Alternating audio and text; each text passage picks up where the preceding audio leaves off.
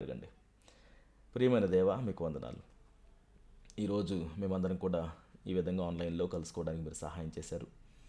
నీ వాక్యాన్ని మేము నేర్చుకుంటుండగా ప్రభువా, మా యొక్క ఆరాధన జీవితాన్ని మేము ఇంకనూ లోతుగా అర్థవంతమైనట్టుగా మార్చుకోవడానికి ఇష్టపడుతుండగా ప్రభువా, మమ్మల్ని మీరు ఆశీర్వదించి నీ యొక్క సన్నిధిలో బలపరచవలసిందిగా ప్రార్థిస్తున్నాం.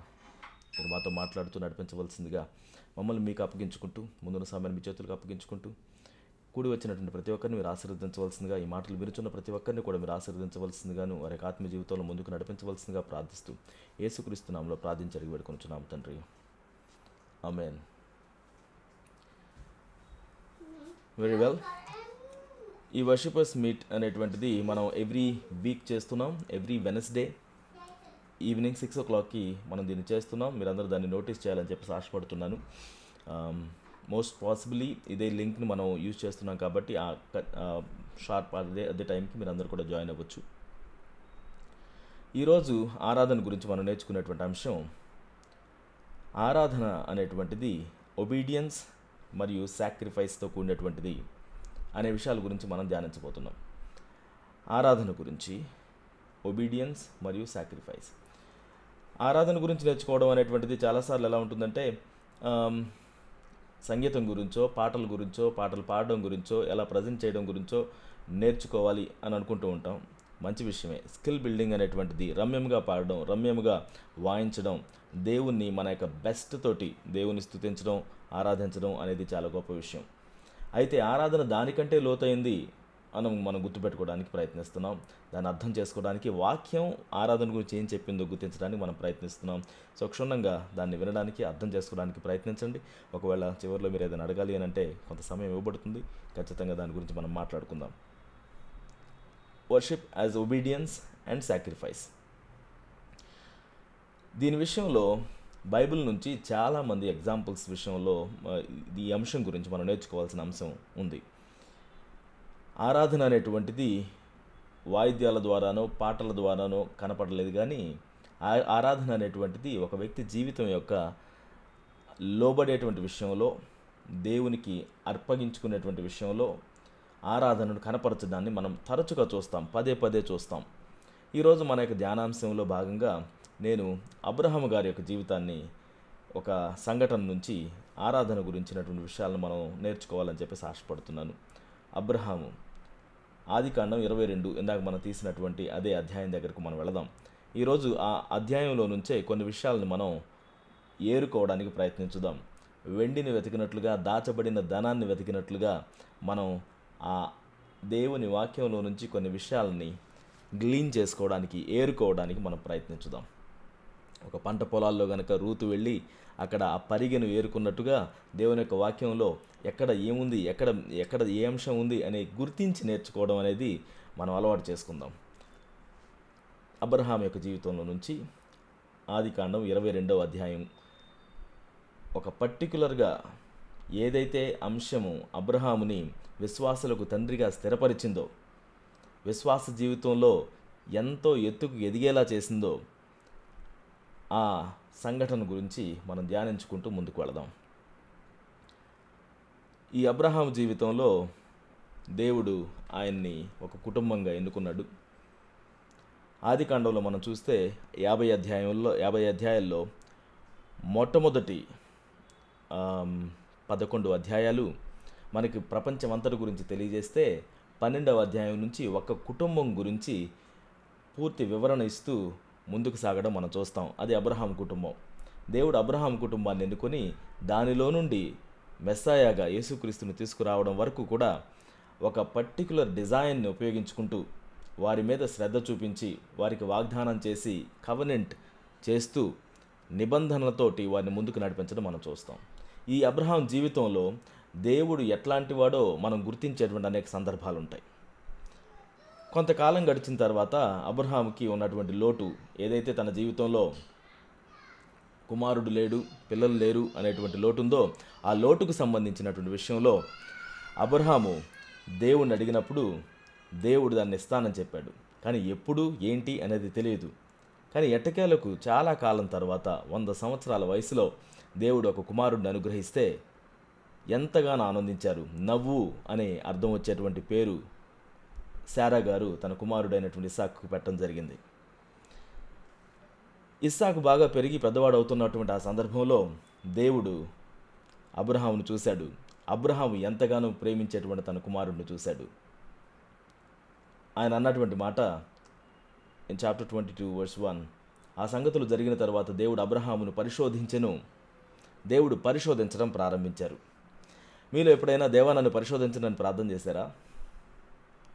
దేవా నన్ను పరిశోధించండి అని ప్రార్థన చేశారా? అబ్రహాము దేవుని చేత పరిశోధించబడ్డాడు. ఏం చేశాడు ఆయన ఆ పరిశోధనలో? ఆయన అన్నాడంట, అబ్రహామా అని పిలిచాడంట. చిత్తం ప్రభువా అని అబ్రహాం చెప్తే ఆయన అన్నాడు, నీకు ఒక్కడై ఉన్న నీ కుమారుని నీకు నేను ఒక్కడనే ఇచ్చాను. ఆ కుమారుడి గురించి మాట్లాడుతున్నాను. అంటే నువ్వు ప్రేమించే ఇస్సాకును తీసుకొని మోరియా దేశానికి వెళ్ళి నేను నీకు చెప్పబోయే ఆ పర్వతంలో ఒక దాని మీద దహన బలిగా నాకు అర్పించు అని ఆయన అడిగాడు. ఎంతో కాలం వెయిట్ చేసిన తర్వాత దేవుడు ఇచ్చినటువంటి దాన్ని మరలా వెనక్కి ఇచ్చేయమంటే అబ్రహాం జీవితంలో అది ఎంతో కలచి వేసేటువంటి సమయం. మీకు దేవుడిచ్చినటువంటి గొప్ప ఆశీర్వాదాన్ని మరలా దేవునికి ఇచ్చేయమంటే అది ఎలా ఉంటుంది?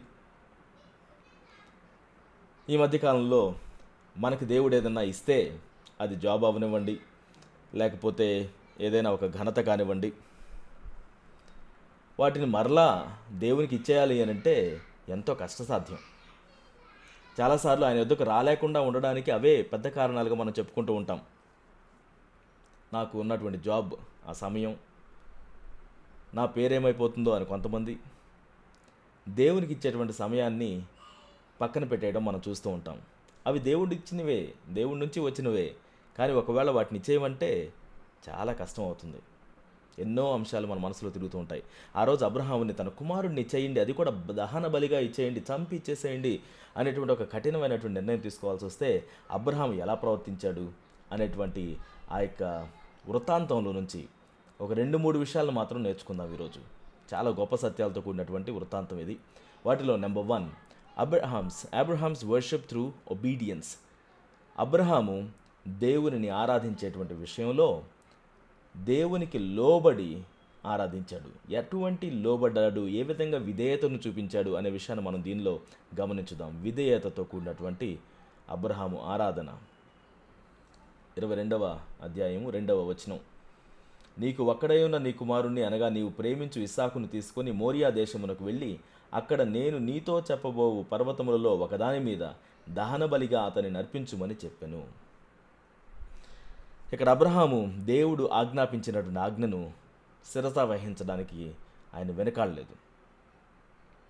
ఒక దహన బలిగా నీ కుమారుణ్ణి తీసుకొచ్చి నాకు అప్పగించేసాయి అంటే ఏమాత్రం వెనకాడలేదు. ఈ వెనకాడకుండా ఆయన చెప్పింది చెప్పినట్టుగా వెంటనే చేసేసాడు అనడానికి గుర్తుగా మనం చూస్తాం. Abraham rose early and went to the place God showed him. 22వ అధ్యాయం 3వ వచనంలో మనం చూస్తాం. తెల్లవారినప్పుడు ఆయన రాత్రిపూట ఒకవేళ అబ్రహాంతో చెప్పుంటే ఉదయాన్నే రోజ్ ఎర్లీ వేకువజామునే లేచాడంట. అబ్రహాం లేచి తన గాడిదకు గంత కట్టి తన పనివారులు ఇద్దరిని తన కుమారుడు ఇస్సాకును వెంట పెట్టుకుని దహన బలి కొరకు కట్టెలు చీల్చి లేచి దేవుడు తనతో చెప్పిన చోటికి వెళ్ళెను. ఏమాత్రం ఆగిపోలేదు. దేవుడు ఒకటి చెప్తే దీనికి పరిణామాలు ఏంటి, వాళ్ళ తల్లి ఏమంటుంది, ఆమెను అడగాలి కదా, లేకపోతే ఇంకెవరికైనా కన్సల్ట్ చేద్దాం, ఇది అసలు దేవుడే చెప్పాడా లేకపోతే ఎక్కడి నుంచి వచ్చింది, నా ప్రేరేపణ తప్పేమో, నేనేమన్నా పిచ్చివాడిని అయిపోయానేమో, ఇవేమీ లేవు. దేవుడు నడిపించినప్పుడు, దేవుని మాట మనతో దేవుడు మాట్లాడినప్పుడు ఎంతో స్పష్టంగా ఉంటుంది, ఎంతో ఖచ్చితంగా ఉంటుంది. దేవుని నడిపింపు చాలా స్పష్టంగా ఉంటుంది. స్పష్టంగా ఉంటుంది అంటే సమస్యాత్మకంగా ఉండదని కాదు. చాలాసార్లు దేవుని నడిపింపు ఉంటే ఈ కష్టాలు ఎందుకు వస్తాయి, దేవుని నడిపింపు ఉంటే ఈ ఇబ్బందుల్లో కూడా ఎందుకు వెళతాను అని అనుకుంటాం. దేవుని నడిపింపు గుర్తు ఇబ్బందులు, కష్టాలు కాదు, ఆయన నడిపింపుకు సంబంధించినటువంటి నిశ్చయత. పరిస్థితుల్లో మార్పున్నా లేకపోయినా దేవుడు నడిపిస్తున్నాడు అన్నటువంటి స్పష్టమైన నిశ్చయిత నీకు హృదయానికి దేవుడు అందిస్తాడు. ఆ నిశ్చయత, ఆ సమాధానం కలిగినటువంటి వ్యక్తిగా మనం ముందుకు సాగాలి. అబ్రహాంకి అది సామాన్యమైన విషయం కాదు. అంత కఠినమైనటువంటి నిర్ణయంలో కూడా ఏమాత్రం ఒక క్షణం కూడా వేచి ఉండకుండా సాధ్యమైన వెంటనే ఆయన లేచి తన కుమారుని తీసుకొని వెళ్ళాడు. అబ్రహాం యొక్క విధేయతను మనం ఇక్కడ చూస్తున్నాం. ఎక్కడో ఆ పర్వతం మీదకి తీసుకొని వెళ్ళి తనని దహన బలిగా అర్పించాలి అన్నప్పుడు కాదు, ఇంటిలో నుంచి బయలుదేరినప్పుడే అబ్రహాము విధేయత ప్రారంభమైంది. దీని గురించి మనం ఏ విధంగా నేర్చుకోవాలి అనే దాని గురించి కొంత సమయంలో మనం నేర్చుకుందాం. బట్ అబ్రహాము గురించి కొంతసేపు మనం ఆలోచన చేస్తూ ఉందాం. అబ్రహాము లోబడడానికి ఎంతగా నమ్మాడు దేవుణ్ణి. వాక్యం పదే పదే ఘోషిస్తూ ఉంటుంది, అబ్రహాము దేవుని నమ్మెను, అది అతనికి నీతిగా ఎంచబడెను. ఈరోజు నీవు నేను దేవునిని నమ్మితే అది మన నీతిగా ఎంచబడుతుందట. కోర్స్ దేవుని మూలంగానే మనం నీతిమంతులుగా తీర్చబడుతున్నాం. బట్ ఆయన మీద ఉన్న నమ్మకం, అబ్రహాం యొక్క నమ్మకం ఎంత గొప్పగా ఉందంటే ఆయనకు వెంటనే లోబడేటువంటి నమ్మకాన్ని కలిగి ఉన్నాడు. వెంటనే లోబడడం మాట ఈసారి చెప్పుకుందాం. వెంటనే లోబడడం. Going forward to the next one, faith in God's provision. Abraham దేవుని యొక్క నడిపింపు, దేవుడు ఆ అవసరతలు తీర్చగలుగుతాడు అని విశ్వసించాడు అనే విషయాన్ని మనం దీనిలో చూస్తాం. 22వ అధ్యాయము 8వ వచనం.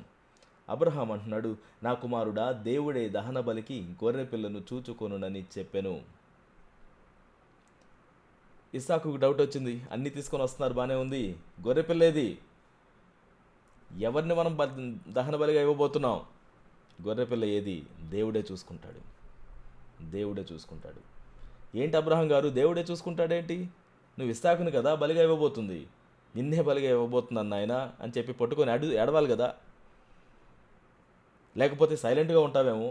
కానీ దేవుడే చూసుకుంటాడు. ఈరోజు మనం చెప్పుకుంటాం కదా, యెహోవా ఈరే జాయిరే అని. యెహోవా ఈరే అని మనం చెప్పుకునేటువంటి పదం ఎక్కడి నుంచో వచ్చింది. యెహోవా చూసుకుంటాడు, ఆయనే చూసుకుంటాడు, ఆయనే సమస్తాన్ని అనుగ్రహిస్తాడు, పోషించగలిగిన దేవుడు.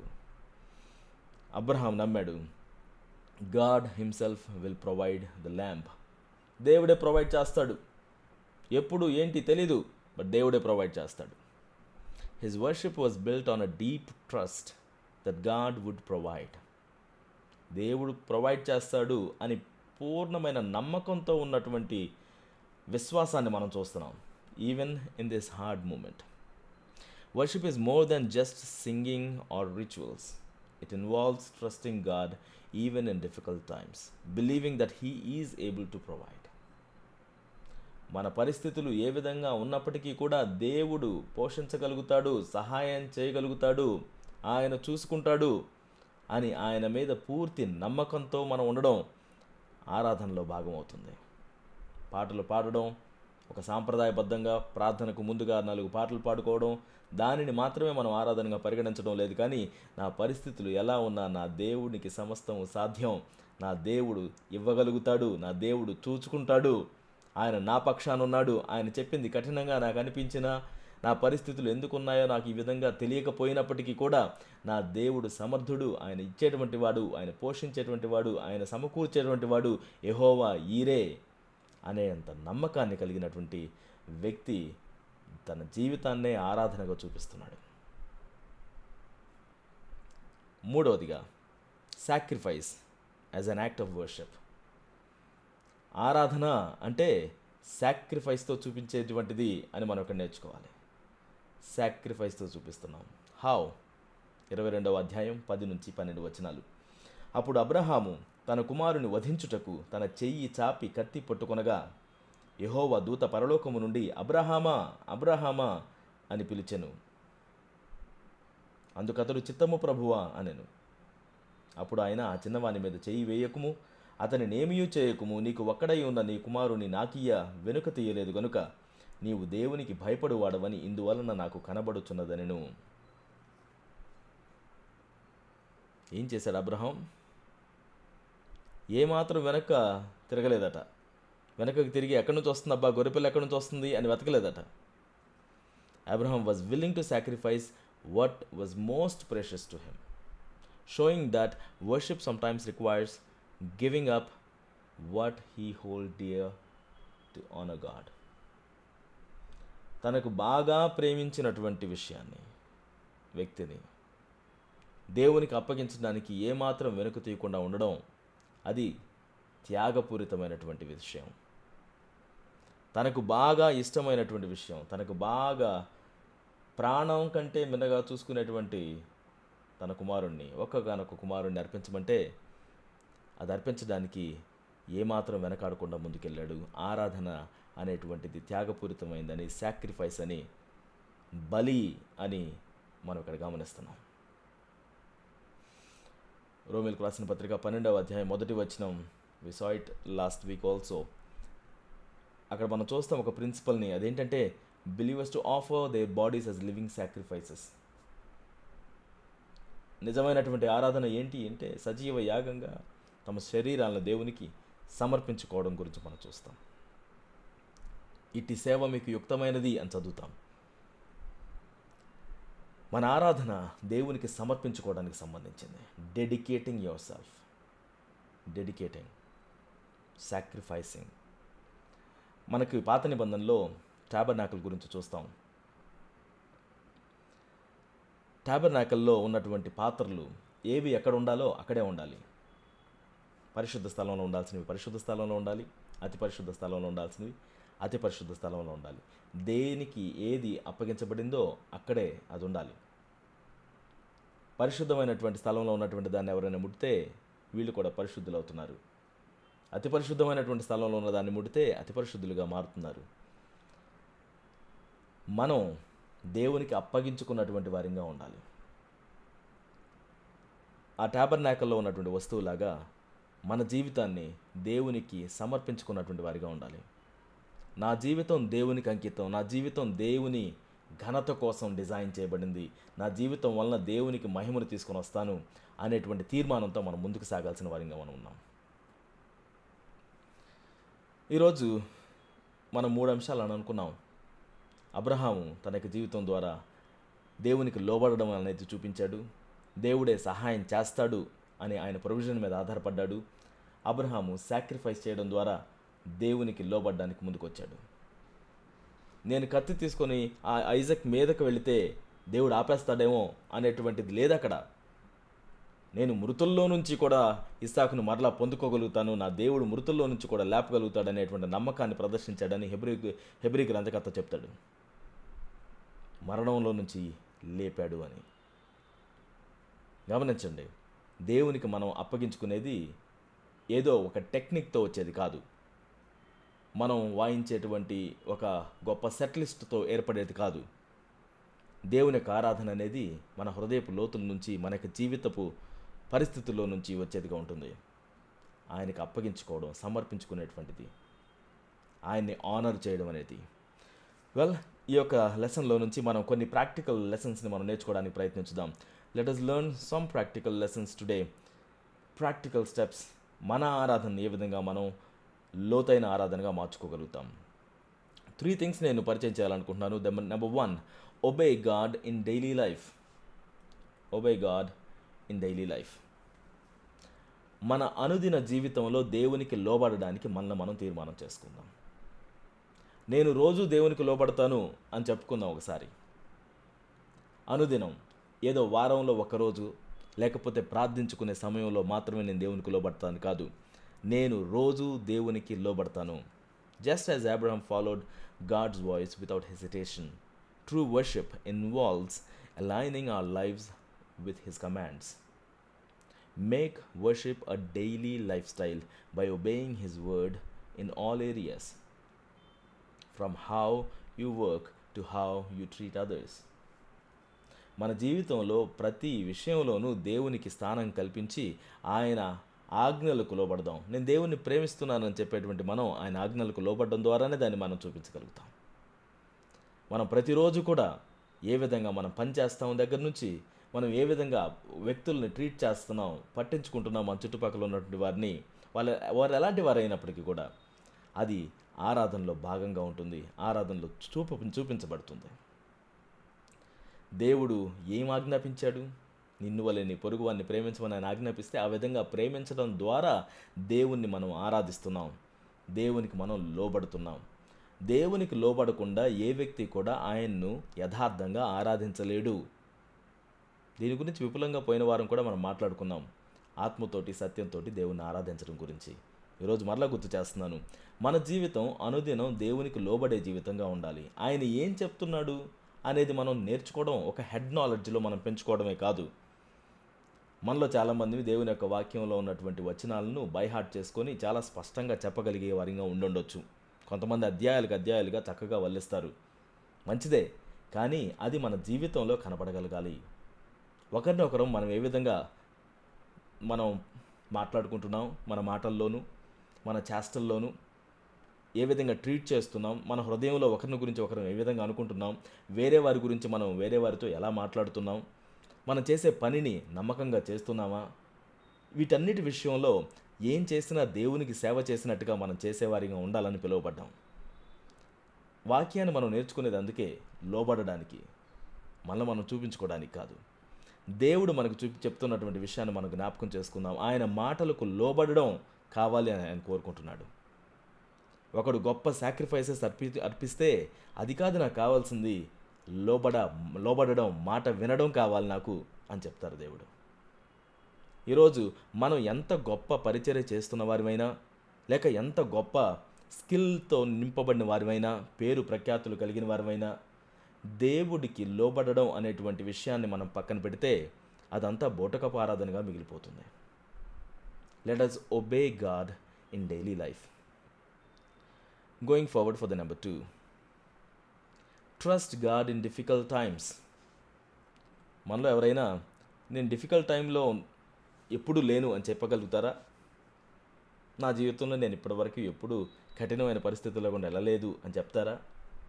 ఎంత చెట్టుకు అంత గాలి అన్నట్టుగా ప్రతి ఒక్కరి జీవితంలో రకరకాల సీజన్స్లో కూడా మనం వెళుతూ ఉంటాం. అన్ని సీజన్స్లో దానికి ఉన్నటువంటి కష్టం దానికి ఉంటూనే ఉంటుంది. ఒక గేమ్లో కనుక ఒక్కొక్క రౌండ్లో దానికి ఉన్న ఛాలెంజెస్ దాంతో వచ్చినట్టుగా పోయే కొద్దీ కఠినంగా మారుతున్నట్టుగా మన జీవితంలో కూడా అలానే అనిపిస్తుంటుంది. మనం వయసు మీద పడే కొద్దీ మనం అనుకుంటూ ఉంటాం, ఆ చిన్ననాటి రోజులు ఎంత బాగుండేవి, అప్పట్లో ఎంత బాగుండేది, పెళ్ళి అయినటువంటి వారేమో పెళ్ళి కాకముందు ఉన్నప్పుడు ఎంత బాగుండేది, పిల్లలు కలిగిన వారేమో పిల్లలు లేకుండా ఉన్నప్పుడు ఎంత ఫ్రీగా ఉండేవాళ్ళం. ఇలా రకరకాలుగా ముందటి పరిస్థితిని చూసుకుంటూ అప్పటి రోజులే గొప్పవి అని మనం చెప్పుకుంటూ ఉంటాం. ఒకవేళ నిన్ను అప్పటి రోజుల్లో నువ్వు కలుసుకొని ఉంటే అప్పుడు నీకు ఉండేటువంటి సమస్యలు నీకు ఉంటూనే ఉంటాయి కదా. విచిత్రం, మన జీవితంలో ప్రతి పరిస్థితుల్లో ఆ పరిస్థితుల్లో ఉన్నప్పుడు, ఆ ఏజ్లో ఉన్నప్పుడు దాన్ని మనం ఏమాత్రం కూడా గొప్పగా భావించం. దాని నుంచి ఒక అడుగు ముందుకు వెళ్ళిన తర్వాత వెనకదే బాగుందని చెప్పుకుంటాం, అది బాగా లేకపోయినప్పటికీ కూడా. దేవుణ్ణి అయితే అన్ని సమయాల్లో నమ్ముదాం, పూర్తిగా నమ్మకం ఉంచుదాం. మన నమ్మకాన్ని దేవుడు ఎప్పుడు వమ్ము చెయ్యడు అనే విషయాన్ని మనం జ్ఞాపకం చేసుకుందాం. మన నమ్మకం దేవుడు ఎప్పుడు కూడా వమ్ము చేయడు. ఆయన మీద నువ్వు ఎంత నమ్ముకున్నా, ఆయన మీద ఎంత ఎక్స్పెక్టేషన్స్ పెట్టినా దేవుడు మాత్రం మనల్ని సిగ్గుపరచడు. ప్రతి వ్యక్తి కూడా ఆ స్థానంలోనికి ఎవరు రాలేరనేది గుర్తుపెట్టుకోవాలి. మనం ఎవరి మీద ఎలాంటి ఎక్స్పెక్టేషన్స్ పెట్టుకున్నా మనం దాని చేత హర్ట్ అవుతాం. ఎందుకంటే ఎవరు కూడా ఇంకొకరి ఎక్స్పెక్టేషన్స్కి తగినట్టుగా జీవించలేరు. అంతెందుకు, మన ఎక్స్పెక్టేషన్స్ తగినట్టుగానే మనం జీవించలేం. ఏదో చేయాలనుకుంటాం, చేయలేకపోతూ ఉంటాం. అటువంటిది ఇతరులకు సంబంధించిన ఎక్స్పెక్టేషన్స్ మనం ఎలా తీర్చగలుగుతాం? కానీ దేవుడు అలా కాదు. ఆయన సార్వభౌమత్వాన్ని కలిగినటువంటి దేవుడు, అన్నిటినీ చేయగలిగిన సామర్థ్యత కలిగినటువంటి వాడు. ఆయన మాత్రం ఎప్పుడు తన మాట తప్పడు. అబద్ధం ఆడడానికి ఆయన నరుడు కాదు. Just as Abraham trusted that God would provide a solution, worship includes trusting God's plan when life feels uncertain. జీవితం బాగా కదిలించబడుతుంది, ఇక ఏ మాత్రం కూడా నాకు దారి తెన్ను లేకుండా అయిపోయింది అని మనకు అనిపించినప్పుడు సహితం దేవుడు నా మీద ప్రణాళికను కలిగి ఉన్నాడు, నాకు ఒక వే అవుట్ దేవుడు కలిగి ఉన్నాడు, ఆయన నన్ను నడిపిస్తారు అనే స్పష్టమైనటువంటి ఆలోచన. ఎలా జరుగుతుందో తెలియదు, నా కుమారుని నేను చంపబోతున్నాను ఇంకాసేపట్లో అన్నప్పుడు కూడా అబ్రహాం అంటాడు, గొర్రె పిల్లను దేవుడే ఇస్తాడు. ఎలాగా తెలియదు, మనం పర్వతం మీదకి ఎక్కువ వెళుతున్నాం, ఇక్కడెక్కడ గొర్రెలు కనపడడం లేదే, ఇక్కడెక్కడ ఏవి ప్రొవిజన్ లేదే అంటే ప్రొవిజన్ దేవుడి దగ్గర నుంచి వస్తుంది అని చెప్తున్నారు మన పితరులైనటువంటి అబ్రహాం. అటువంటి నమ్మకాన్ని మనం కలిగి ఉందాం. కొంతమంది అది గుడ్డి నమ్మకం అని చెప్తారేమో. కాదు, నా దేవుని మీద నమ్మకం గుడ్డి నమ్మకం కాదు. నా జీవితంలో దాన్ని నేను రుచి చూచి తెలుసుకున్నాను అని మనం చెప్పగలిగేలాగా ఉంటే ఎంత బాగుంటుంది. Strengthen your faith by recalling God's faithfulness in past situations. పదే పదే బైబిల్లో ఉన్నటువంటి విశ్వాస వీరులందరూ కూడా తమ జీవితాల్లో దేవుడు ఇంతకు ముందు ఏం చేశాడు అనేది జ్ఞాపకం తెచ్చుకుంటూ ఇంకొక అడుగు ముందుకెళ్ళేవాళ్ళు. వాటన్నిటిని జ్ఞాపకం తెచ్చుకుంటూ సింహాన్ని చంపినటువంటి సిచ్యువేషను, ఎలుగుబంటిని చంపినటువంటి సిచ్యువేషను జ్ఞాపకం చేసుకుంటూ దావీదు గొల్యాతును చంపడానికి ఇంకొక అడుగు ముందుకేశాడు. దేవుడు చేసిన కార్యాలు ముందుకు మనల్ని నడిపిస్తాయి. ఆ కార్యాల మీద మనం దృష్టి నిలిపి ధ్యానించే వారిగా ఉండడం చాలా ప్రాముఖ్యం.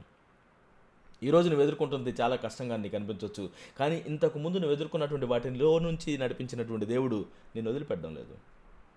నువ్వు దీనిలో నుండి కూడా ముందుకు రావడానికి దేవుడు నీకు సహాయం చేయబోతున్నాడు. నీ సమస్య నువ్వు చూసినంతకాలం అది పెద్దగానే కనపడుతుంది. నీ దేవుడి వైపు చూడు, నీ సమస్య చిన్నదైపోతుంది. ఎందుకంటే మన దేవుడు ఎవరితోనూ సరిపోల్చలేనంత గొప్ప దేవుడు. ఆయనతోటి ఏదీ సాటి రాదు. అబ్రహాము అటువంటి కఠినమైనటువంటి సమయంలో కూడా దేవుని ఎలాగైతే నమ్మకం ఉంచాడో దేవుని మీద, అటువంటి నమ్మకం ఉంచేవారిగా మనం ఉందాం. Last one, sacrifice what matters most. ఇది కొంచెం కష్టమైంది కదా. నీవు కలిగిన దాన్ని సాక్రిఫైస్ చేయమంటే ఎవరికి మాత్రం నచ్చుతుంది? నీకున్న దానిలో నుంచి ఇచ్చేయమంటే మనం వాడేసినటువంటిది, మనకు పనికిరానటువంటిది ఇస్తాం. మంచిదో చెడ్డదో తర్వాత విషయం. కానీ మనకు ఉపయోగపడేటువంటిది, మనకు బాగా నచ్చినటువంటి దాన్ని తీసుకొని ఇవ్వమంటే ఇస్తామా?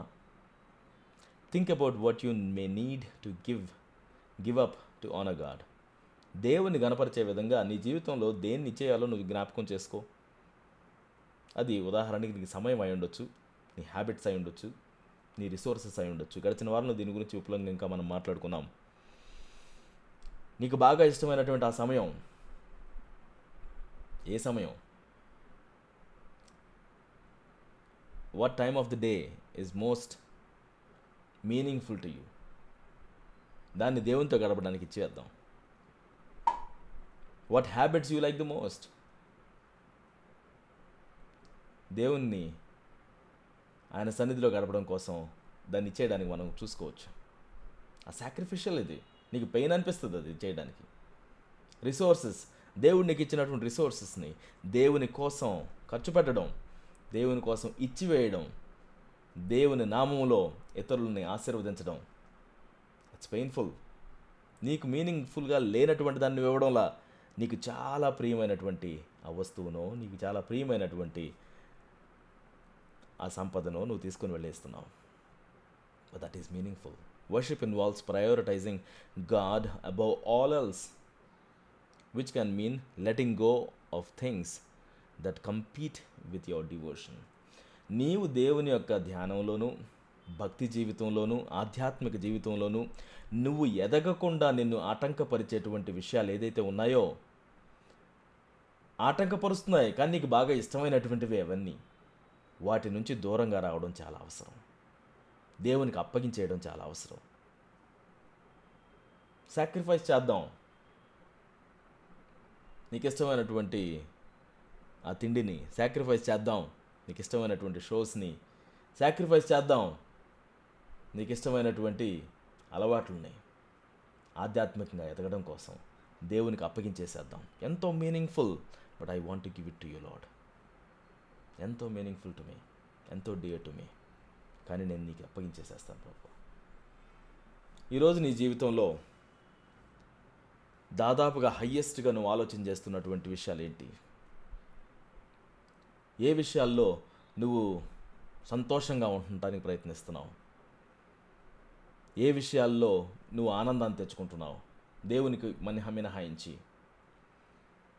ఒకవేళ వాటిని ఈరోజు దేవుడు నాకు అప్పగించేసాయి నువ్వు దాన్ని అంటే నువ్వు సిద్ధంగా ఉన్నావా?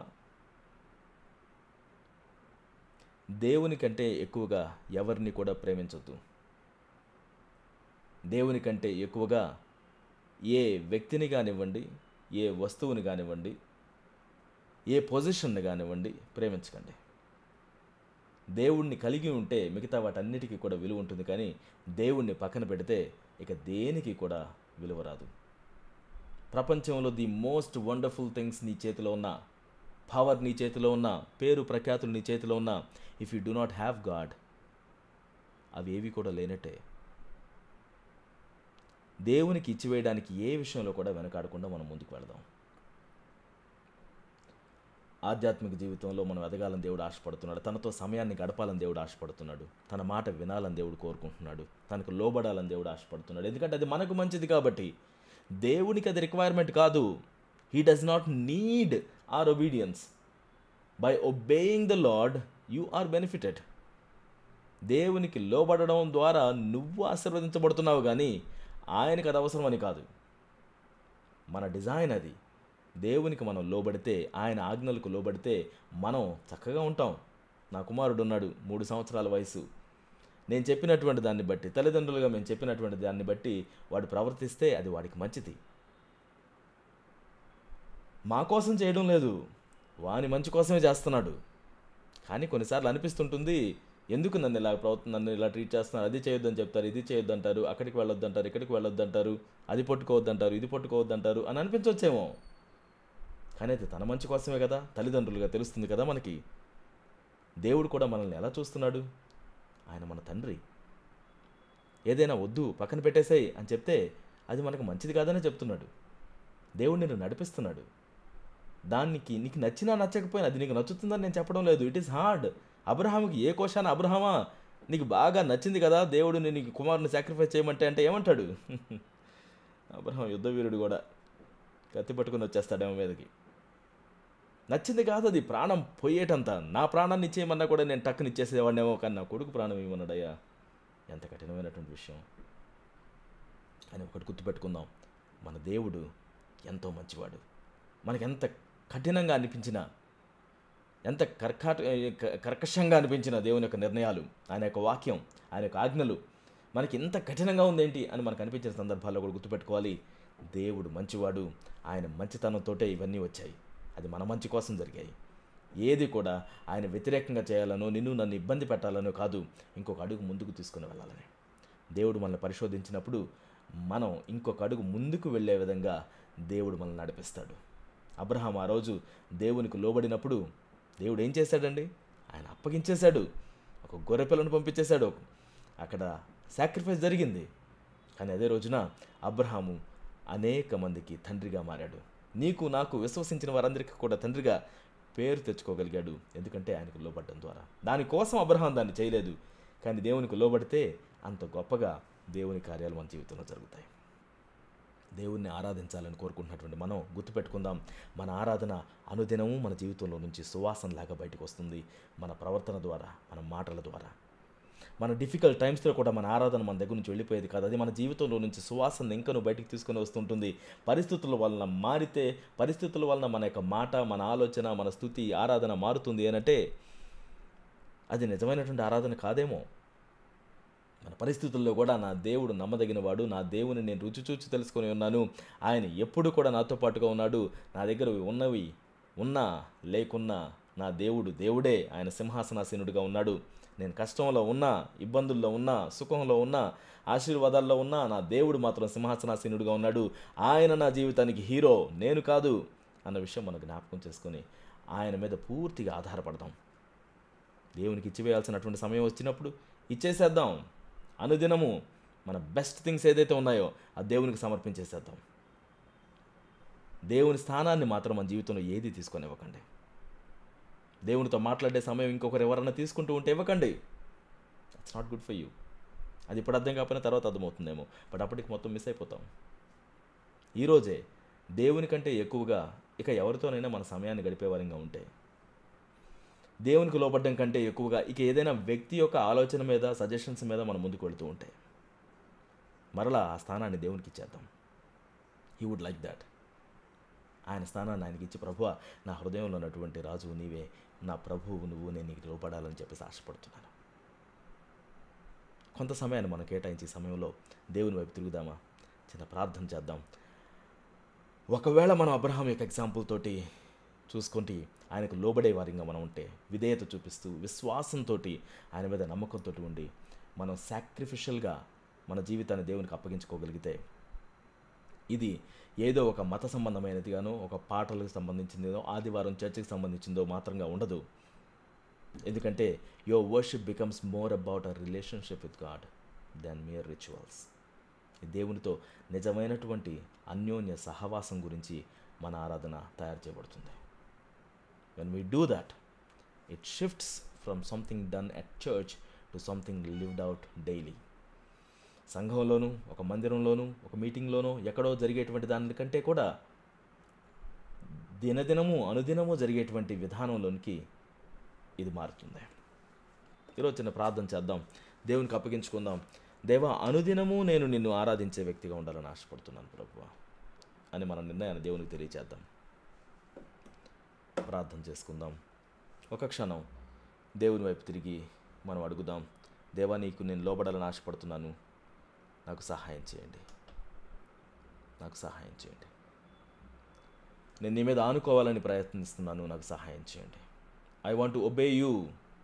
అన్నిటికంటే ఎక్కువగా నేను నీ మీద లోబడాలని ఆశపడుతున్నాను ప్రభువా, నాకు సహాయం చేయండి. మనం త్వరగా ముగించిపోతున్నాం. ఉన్నటువంటి ప్రదేశంలో దేవుని వైపు తిరిగి ఒక మాట చెప్తారా? It has to be you. నువ్వు అడగాలి దేవుణ్ణి, నీ తరపున నేను అడుగుతాం కాదు. దేవునికి నువ్వు లోబడాలి, నీ తరపున ఇంకొకరు లోబడలేరు.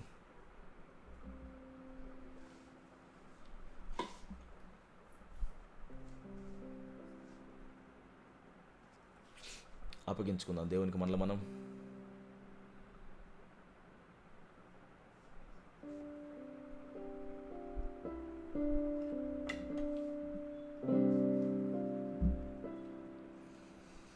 నా మంచిని కోరేటువంటి దేవుడు మీరు ఎల్లప్పుడూ కూడా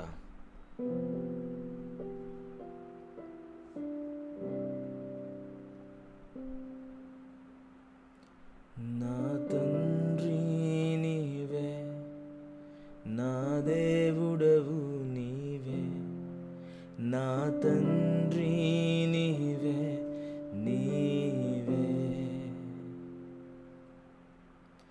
నా తండ్రి నీవే, నా దేవుడవు నీవే, నా తండ్రి నీవే, నీవే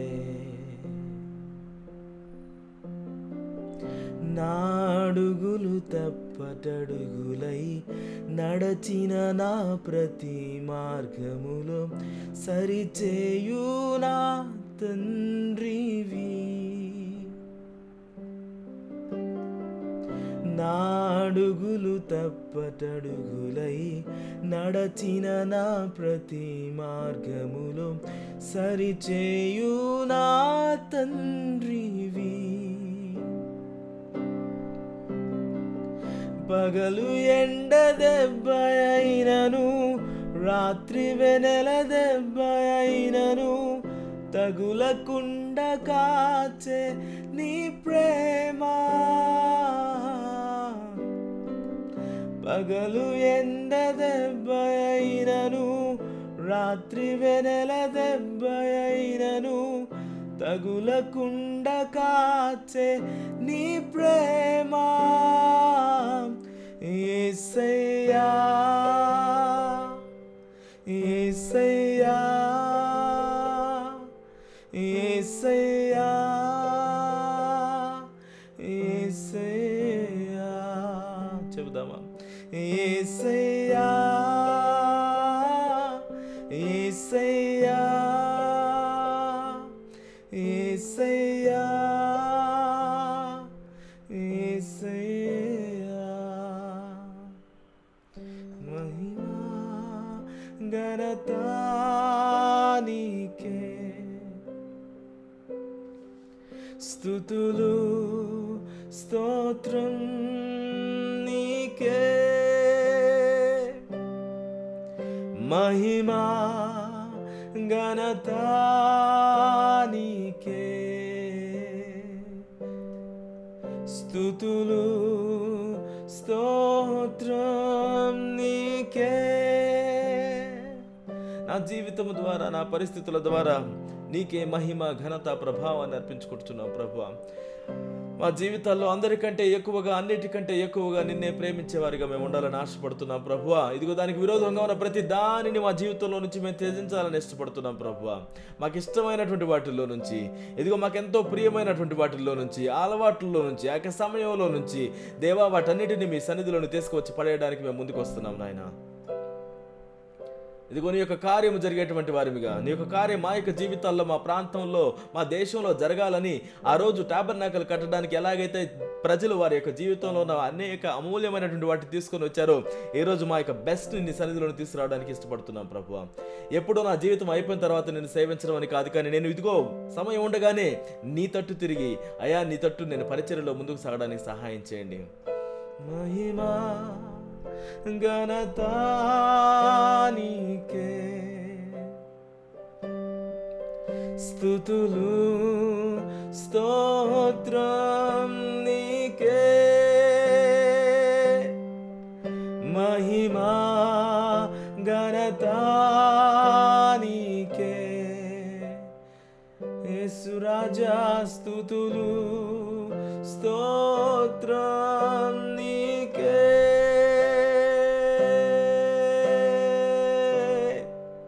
నీకేనయ్యా నీకేనయ్యా.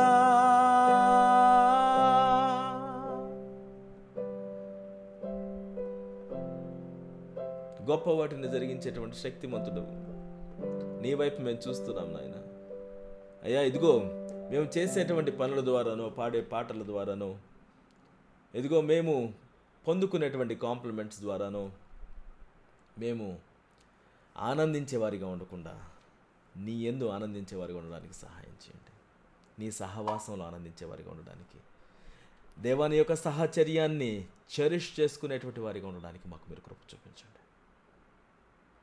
అయ్యా నీ సన్నిధిలో గడపడం ఎంత అమూల్యమైంది అని కీర్తనకారుడు చెప్తున్నట్టుగా, ఒక క్షణము నీ సన్నిధిలో గడపడం మేము ఆశించే వారిగా ఉండడానికి సహాయం చేయండి. లోకమును దాని ఆశలను గతించిపోవచ్చున్నవని మేము జ్ఞాపకం చేసుకుంటూ, అయ్యా ఎల్లప్పుడూ స్థిరంగా ఉండేటువంటి నీ వైపు మేము చూస్తూ మా పరుగు పందెంలో ఓపికతో పరిగెత్తడానికి మాకు మీరు సహాయం చేయండి. దేవా అనేకమైనటువంటి డిస్ట్రాక్షన్స్తో కూడినటువంటి యొక్క లోకంలో స్నేహితులతోటి, మా కొలీగ్స్ తోటి మాకు జీవితం మేము ముందుకు సాగుతూ ఉండగా, వాటన్నిటికంటే మిన్నగా నీతోటి సహవాసం చేసేటువంటి హానోకుల వంటి వారిని మీరు లేవనెత్తండి ప్రభువా. నోవహుల వంటి వారిని లేవనెత్తండి. అబ్రహాము లాంటి వారిని మీరు లేవనెత్తండి. మీ యొక్క సన్నిధిలో అయ్యా సంపూర్తిగా విధేయత చూపించేటువంటి వారికి, ఎటువంటి హెసిటేషన్ లేకుండా నీవు చెప్పినటువంటి ఆజ్ఞకు శిరస వహించడం ఏమాత్రం ఆలస్యం చేయకుండా లోబడేటువంటి వారిని మీరు లేవనెత్తండి నాయన. ఎంత కఠినమైన పరిస్థితులు వచ్చినప్పటికీ కూడా నీ మీద పూర్తిగా ఆధారపడేటువంటి వ్యక్తులను మీరు లేవనెత్తవలసిందిగా ప్రార్థిస్తున్నాం. మమ్మల్ని అట్టి రీతిలో తయారు చేయండి నాయన. అయ్యా మా జీవితంలో మాకున్నదంతయు కూడా నీకు అర్పించుకునేటువంటి వారిగా, అయ్యా మీరే మా ఆస్తి అన్నట్లుగా నిన్ను బట్టి మేము అతిశయించేటువంటి వారిగా ఉండడానికి మీరు మా కృప చూపించి నడిపించండి. అటు రీతిలో యథార్థమైనటువంటి ఆరాధన జరిగించేటువంటి వారిగా మమ్మల్ని అందరినీ తీర్చిదిద్దవలసిందిగా ప్రార్థిస్తూ, మమ్మల్ని మీ చేతులకు అప్పగించుకుంటూ, ఈ యొక్క సమయాన్ని, అవకాశాన్ని మా అందరికీ అనుగ్రహించినందుకు నీకు వందనాలు చేర్చుకుంటూ, దేవ యొక్క వారం అంతా కూడా మీ యొక్క సన్నిధిలో నిజమైనటువంటి ఆరాధికులుగా మా సమయాన్ని గడుపుతూ నిన్ను సంతోషపెట్టే వారిగా జీవించడానికి మా అందరికీ కూడా మీరు కృప చూపించి నడిపించవలసిందిగా ప్రార్థిస్తూ, యేసుక్రీస్తు శ్రేష్టమైన నామంలో ప్రార్థించి అడిగి వేడుకొని పొంది ఉన్నాము తండ్రి. ఆమేన్.